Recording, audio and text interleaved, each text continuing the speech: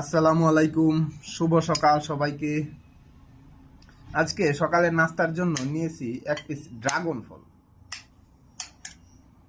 ফলটা আসলে প্রচুর পরিমাণে মিষ্টি, কিন্তু এর ভেতরে দেখেন ছোট ছোট অসংখ্য দানা আছে, অর্থাৎ বীজ আছে। ভাবলাম যে এই বীজগুলি থাকার কারণটা কি হতে পারে। ফলটা কিন্তু প্রচুর মিষ্টি। তো এই বীজগুলিতে রয়েছে প্রচুর পরিমাণে ফাইবার, আর আছে ওমেগা 3, যেটা আমাদের ব্রেনের জন্য কাজ করে। আর এই যে ফাইবারগুলির কারণ হলো যে এটা আল্লাহ তাআলার একটা রহমত। এই ফলটা খেলে মানে প্রচুর মিষ্টি, যেহেতু আমাদের শরীরে সুগার বেড়ে যেতে পারে, এই জন্য আল্লাহ তাআলার রহমত স্বরূপ এই অসংখ্য বীজ অর্থাৎ ফাইবারগুলি ঠেসে ঠেসে দিয়ে দিয়েছেন। এটা বান্দার প্রতি আল্লাহ তাআলার একটা রহমত, করুণা, দয়া, যেন শরীরে সুগার স্পাই না হয়।